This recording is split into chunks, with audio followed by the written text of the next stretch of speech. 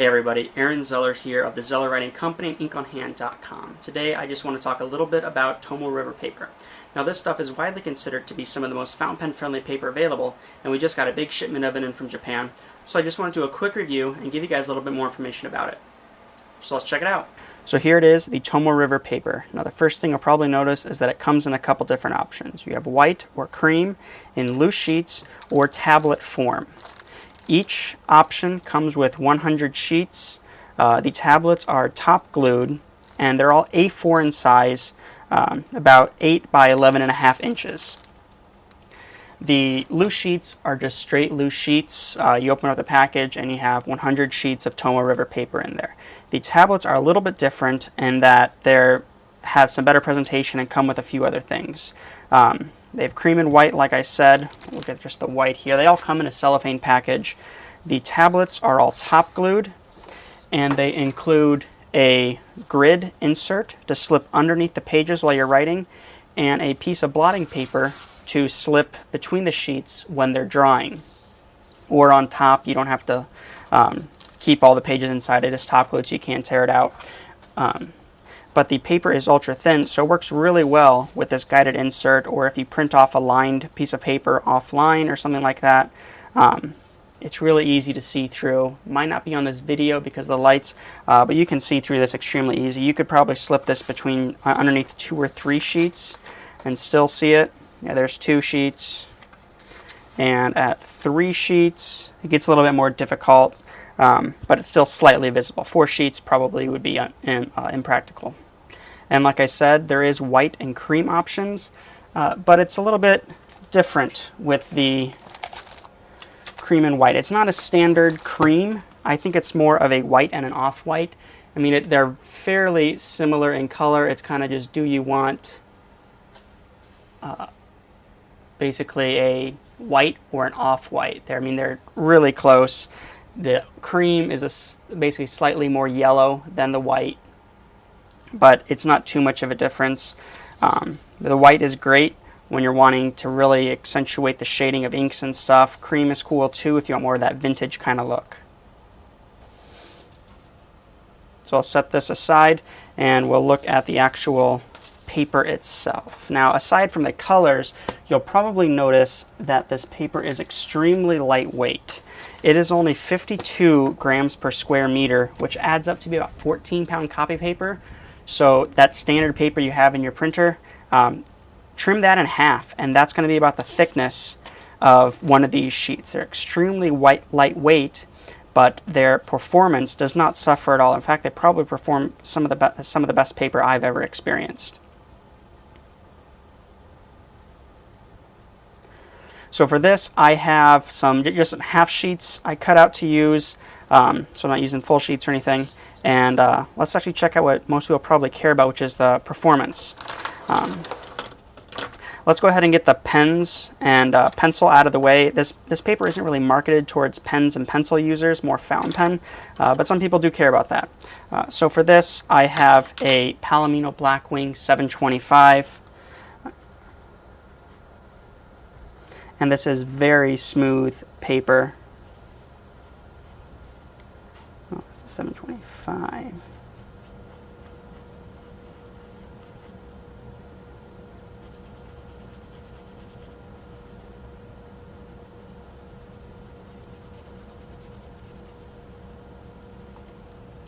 And it shows up very well on this paper. Super smooth writing experience, but not too much different from regular copy paper since the lead tends to sit more on top of the paper anyway. You don't have to worry about it too much. For here, I have a Forest Choice pencil, a little bit cheaper option. That's not a Palomino. Well, I guess it is Palomino brand, but it is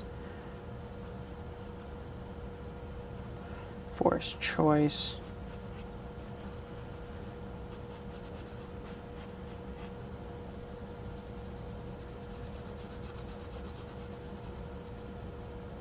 Yeah, the shading is great. I mean, it's super, you can go very light pressure and still get some feedback and have it all show up, or dark have it show up as well, of course. But the only thing you really have to worry about with this is that indentation. This is super lightweight paper, so you do get a little bit of indentation from whatever writing instrument you're using. When it comes to ballpoints, I have a Field Notes Bic Click here.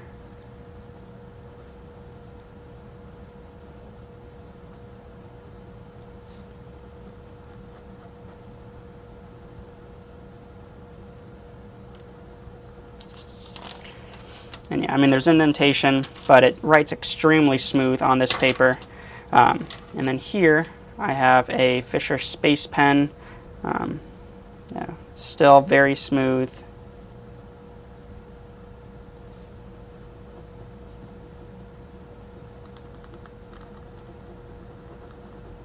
And the only thing, I mean, you're not getting any bleed through. Of course, there's show through because it is very thin paper, but you're getting indentation on the top page and then onto pages underneath as well, just because it is so thin. So that is one thing to keep in mind with these. Like I said, it's not marketed towards regular ballpoint or pencil users, but if you wanted to know how it performs exceptionally well, but you're not really going to get the benefits of this paper unless you're a fountain pen user.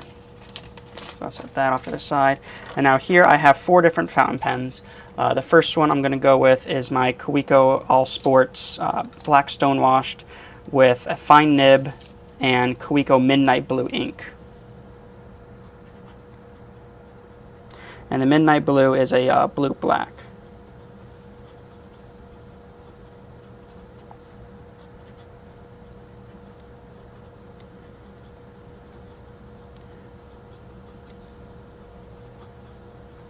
And one thing to note is this paper is so smooth and the lines are really crisp. It does take a little longer to dry. And as a lefty, I can pretty much guarantee there's going to be some smearing going on by the end, no matter how much I try to prevent it. I lay down a little thick line here just to see how it interacts, if there's any bleed through or anything. Really dig down. Yeah, and with the Kaweco, there is no bleed through. Of course, show through. Where I did cross, there is a little bit of tear through actually, because this is such a fine nib. There is a little bit of tear through the ink, where the nib is so fine it kind of pokes through the paper.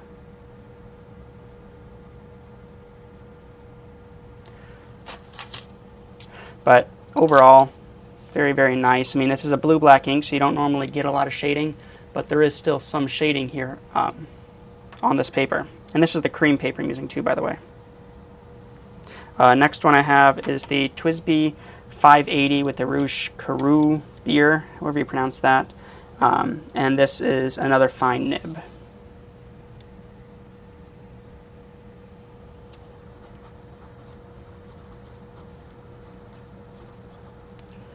Yep. And there's some smearing. Oh.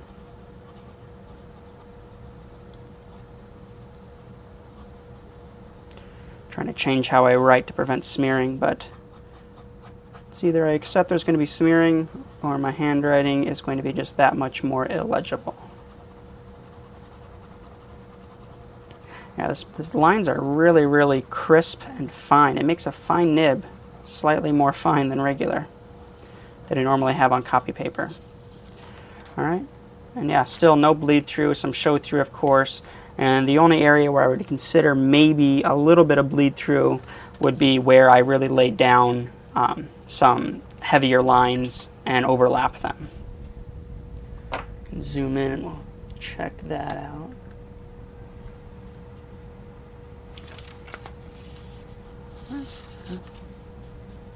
Yeah.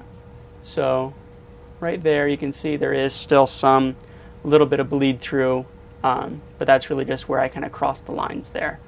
But overall, I mean, for lightweight 52 GSM paper, about 14-pound copy paper, it's performing exceptionally well.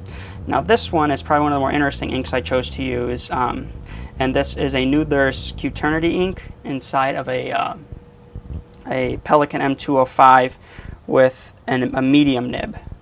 Now the reason I chose this ink is because it's a fast drying ink, and normally fast dry is normally fast dry is going to bleed into paper, especially copy paper, because the way that ink works is that it kind of soaks into the fibers really quickly to dry and make it so you can wipe your hand across it. Now what I believe is going to happen, and I checked this out on the Periscope broadcast I did when I first got this paper in, and that's kind of what happens, what I thought it would. There was no bleed through or anything like that, but the ink did take longer to dry. So it wasn't really a fast dry ink anymore, it was just a really nice blue-black.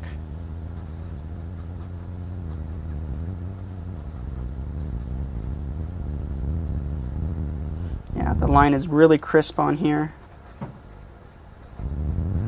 And this is more of a wet writing pen too, so there's going to be a little bit more ink. Trying to make it so I'm not smearing.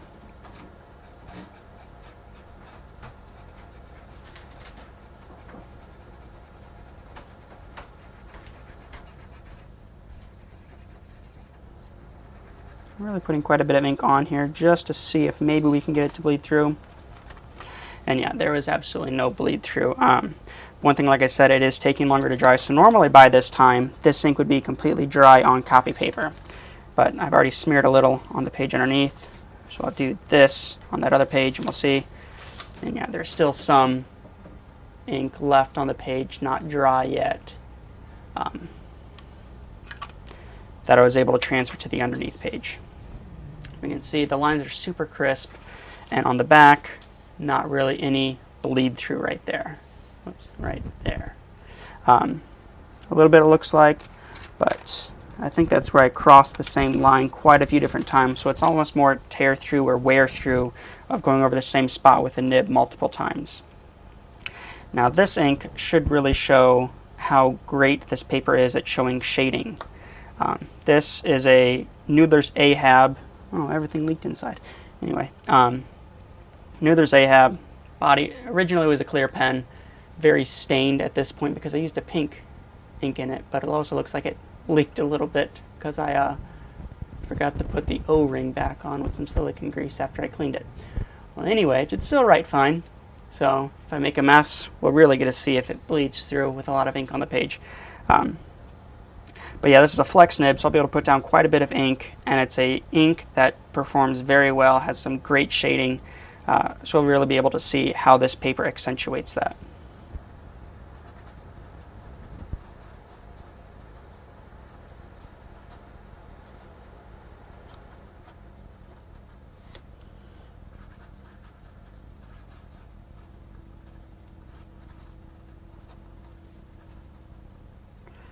Apache Sunset ink. A little bit of smearing there. It's just great. This ink goes from pretty much yellow to orange to almost a red, basically like a sunset. It just is very fun to work with. It's even cooler when you don't smear it with your hand, but what are you going to do? Alright, so I'll do a little thin, get some flex going on. Now one thing to note, since this is a thinner paper, the fine tines of each of the flex nib is likely going to push into the paper, especially indent. So there might be a little bit of tear through with that, but I don't believe there was when I did the Periscope video or broadcast. So we'll see how this works. It's just cool. I always like seeing the ink kind of go back into the little channels it makes. Alright, so I'll zoom in, kind of see what I put down on the page. Yeah, so I did quite a few different lines. You can definitely see there is some great shading going on there. If it can focus. There we go. Shading is absolutely phenomenal. Quite a bit of ink I put down, especially in those little channels and grooves and stuff with the flex. Pressed down pretty darn hard. I'd be willing to bet the ink is still not dry, but I will flip the page over to see if there is any bleed through or show through. Yeah, there isn't any that I can see. I mean, there's definitely some show through, but no bleed through or anything. Definitely, I mean, you can really feel the indentation on here. But it's absolutely fantastic. I'm pretty sure I'm smearing ink onto the page underneath it, but yeah. So you can tell this, I mean, one thing to keep in mind is that this ink is going to take a while, or this paper is going to take a while for ink to dry on it, because I don't think it really lets ink absorb into the paper very much or too quickly at all, which is what makes it so that nothing bleeds through. So one thing you might want to have on hand is maybe a rocker blotter or something to absorb the ink.